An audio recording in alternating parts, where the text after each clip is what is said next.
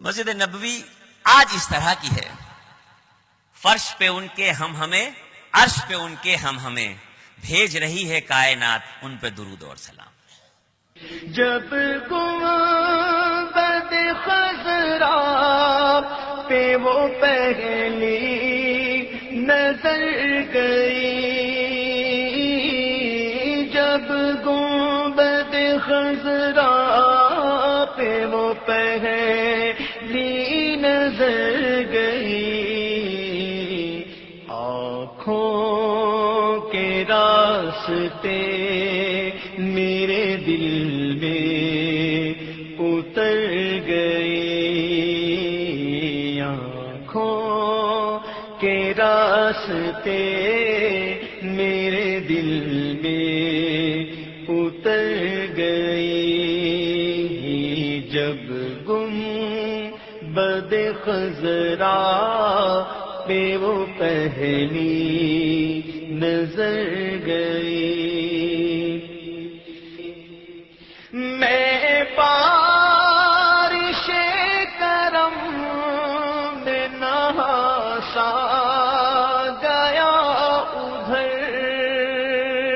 میں بارش کرم میں نہاسا گیا ادھر، میں بارش کرم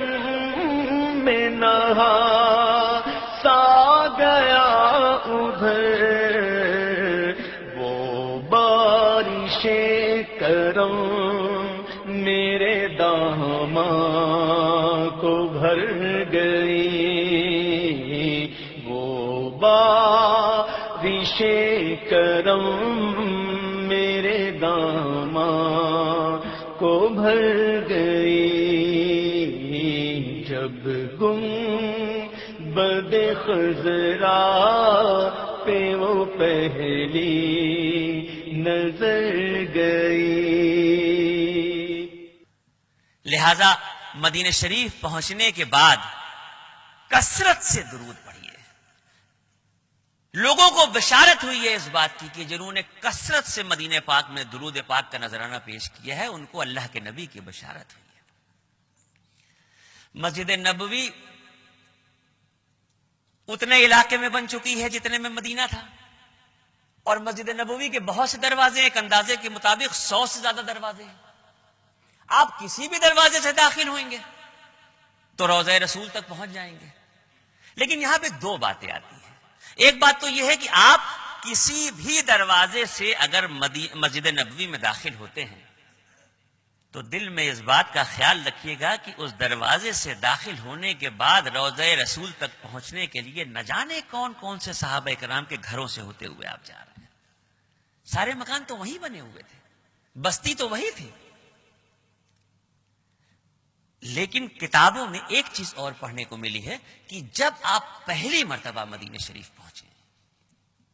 تو مسجد نبوی میں داخل ہونے کے لیے باب جبرائیل سے داخل ہونا افضل ہے۔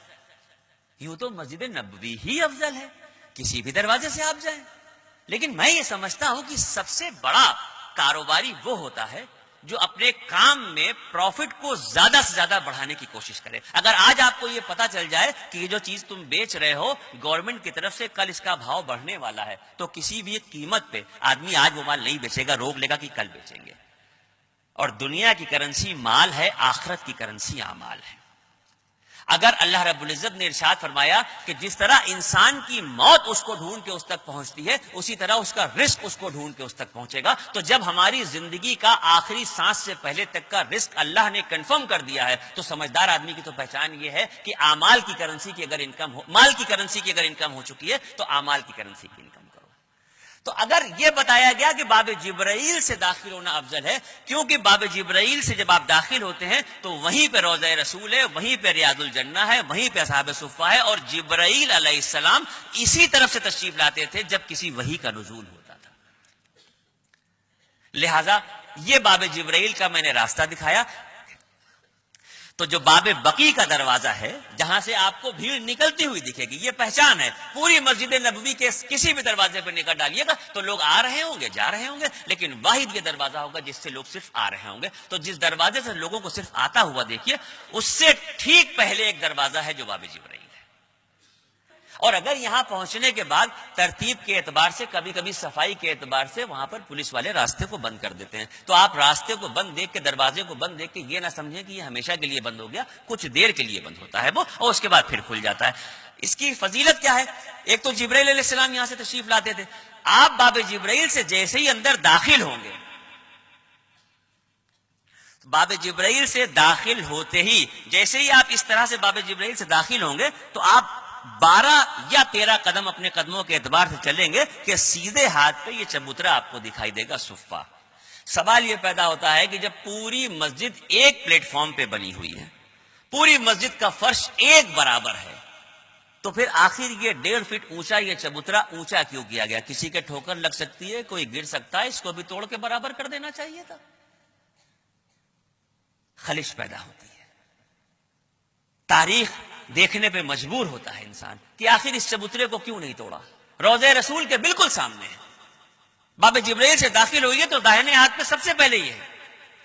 جب آپ صلی اللہ علیہ وسلم نے مسجد نبوی کی تعمیر کی تو اپنے مسجد نبوی کے برابر میں اپنے لیے حجرے کی تعمیر کی اور اس کے سامنے ایک چبوترے کی تعمیر کی تھی۔ یہ چبوترا صفہ کے نام سے جانا جاتا ہے۔ صحابہ اکرام، ایسے صحابہ اکرام جو اللہ کے رسول کی زبان مبارک سے قرآن کے الفاظ سننے کے بعد املا کر لیتے تھے، یا تو حفظ کر لیتے تھے یا لکھ لیتے تھے، اور کچھ صحابی ایسے تھے جو آپ صلی اللہ علیہ وسلم کی زندگی کے ایک ایک لمحے کو اپنے قلم میں قید کر رہے تھے، اپنے حافظے میں قید کر رہے تھے، جو حدیث کی شکل میں آج ہم کو ملی ہے۔ یہ بڑی محنت کے بعد یہاں تک ہمارے پاس آئی ہے، ورنہ آپ صلی اللہ علیہ وسلم پہ قرآن کی وحی کا نزول ہوا تو قرآن تو آسمانی کتاب ہے، اللہ نے وعدہ کیا اس کی حفاظت کا، وہ محفوظ رہے گی ہمارے پاس، کتاب کے ورق میں بھی اور لوگوں کے دل میں بھی، لیکن آپ کی زندگی میں کس طرح کی زندگی گزری یہ ہمیں کیسے پتا؟ یہ حدیث کے حوالے سے ہمیں پتا چلتا ہے۔ تو کچھ صحابی ایسے تھے جو اس چبوترے پہ جو تعلیم حاصل ہوتی تھی، تو تقریباً جو صحابہ اکرام کی تعداد، صفہ کے جو صحابی تھے ان کی تعداد تقریباً 250 کی ہے، لیکن ایک وقت میں 30، 35 یا 28 صحابی اس پہ تعلیم حاصل کرتے تھے۔ اور اسی مفلسی کے عالم میں سپوز 30 صحابی ہیں یا 35 ہیں، تو اس میں سے 10-12 ایسے ہوتے تھے جو مدینے کی بستی میں جاتے تھے، لکڑیاں کاٹتے تھے، محنت مزدوری کرتے تھے، کچھ آمدنی کماتے تھے، اور جو پیسے ملتے تھے، جو معاوضہ ملتا تھا کام کے بعد، اس سے کھانے پینے کی کچھ چیز لے کے آتے تھے، اور سب لوگ آپس میں مل کے کھاتے تھے۔ لیکن ایسا بھی ہوتا تھا کہ کئی دن فاقے کے گزر جاتے تھے۔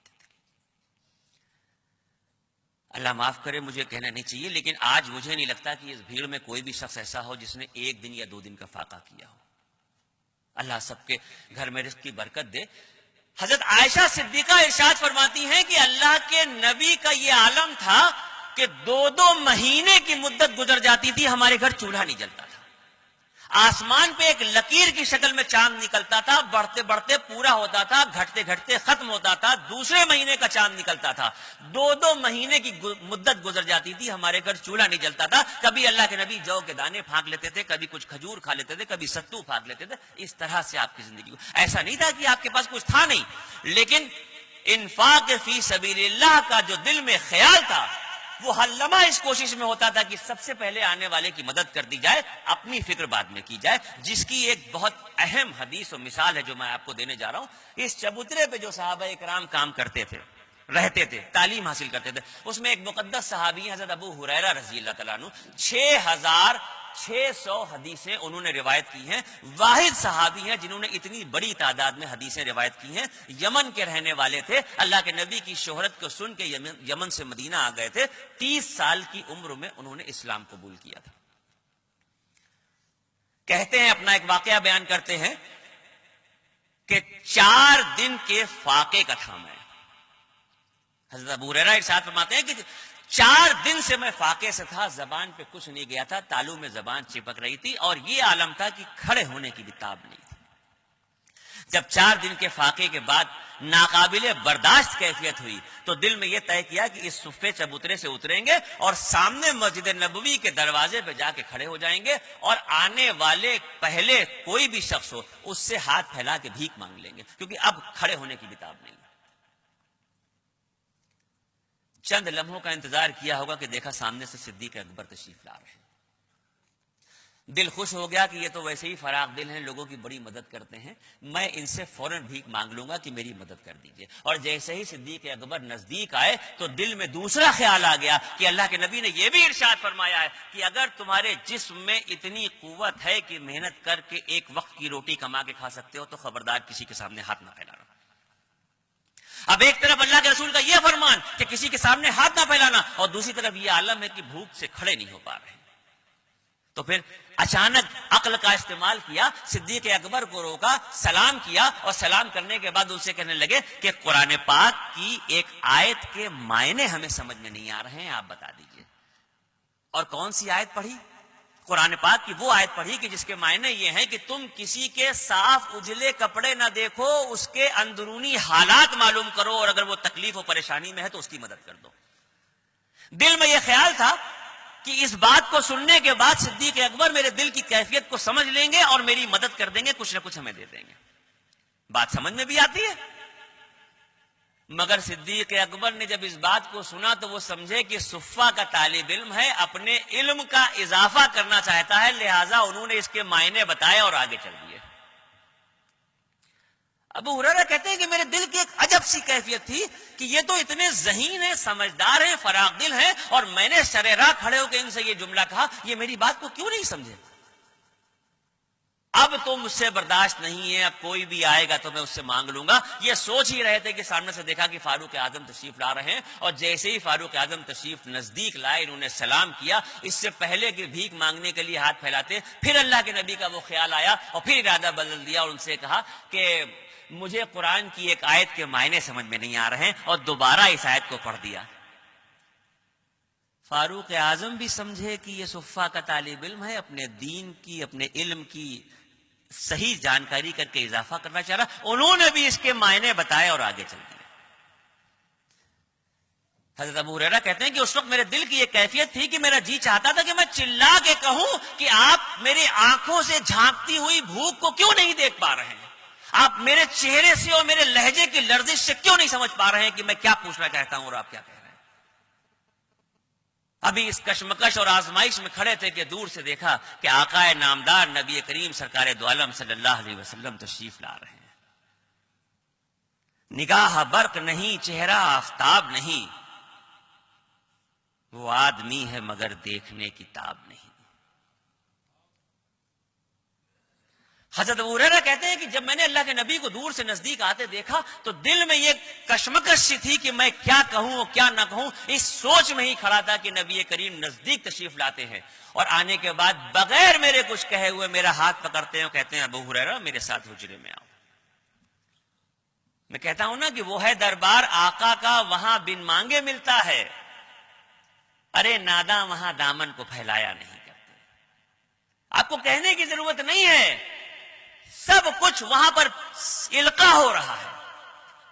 ابو ہریرہ جنہوں نے 2 مقدس صحابہ کرام سے دل کی کیفیت کو بیان کرنا چاہا تو وہ معنی بتا کے چلے گئے، اور یہ ہمارے آقا تھے جن سے کچھ نہیں کہا اور ہاتھ پکڑا اور حجرے میں لے آئے، اور جب حجرے میں تشریف لے آئے تو پوچھا کہ گھر میں کچھ کھانے کو ہے، تو معلوم ہوا 3 دن سے گھر میں فاقہ ہے۔ اندازہ کر کے دیکھیے، سوچ کے دیکھیے تو روئیں کھڑے ہو جائیں گے، کس کے گھر میں 3 دن کا فاقہ ہے؟ اور بے بسی کا عالم یہ کہ اپنے ساتھ کسی مہمان کو لے کے آئے ہیں کہ اس کی بھوک مٹائیں، اور گھر میں خود کچھ کھانے کے لیے نہیں ہے۔ جو اور حجرے ازواج مطہرات کے تھے وہاں باندی کو بھیجا گیا، اور وہ سب جگہ سے پوچھ کے واپس آئی اور اس نے کہا کہیں آج کھانے کے لیے کچھ نہیں ہے، سب کے ہاں فاقہ ہے۔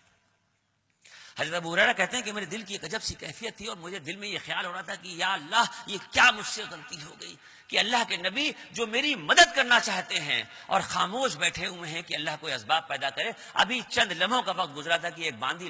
دوڑی آئی اور اس نے بتایا کہ یا رسول اللہ فلانی ازواج مطہرات فلانی آپ کی اہلیہ کی کوئی دودھ کا ایک پیالہ دے گیا ہے. آپ نے ارشاد فرمایا کہ فوراً وہ دودھ کا پیالہ لے آؤ. وہ دودھ کا بھرا ہوا پیالہ آیا تو وہ دودھ کا بھرا ہوا پیالہ آپ نے ابو ہریرہ کو دیا اور کہا اس کو لے کے جاؤ صفہ کے جو اور طالب علم ہیں ان کو بھی پلاؤ اور خود بھی پیو. ابو ہریرہ کہتے ہیں کہ میرے جسم کے روئیں کھڑے ہو گئے کہ یہ مجھ سے کیا گناہ ہو گیا کہ آج میری وجہ سے اللہ کے رسول کے ایک فاقے میں اور اضافہ ہو گیا. لیکن ادب اور احترام ایسا تھا کہ بات کو انکار نہیں کر سکتے تھے کیونکہ اللہ کے نبی نے جو ارشاد فرما دیا تو پھر آخر حرف آخر ہوتا تھا.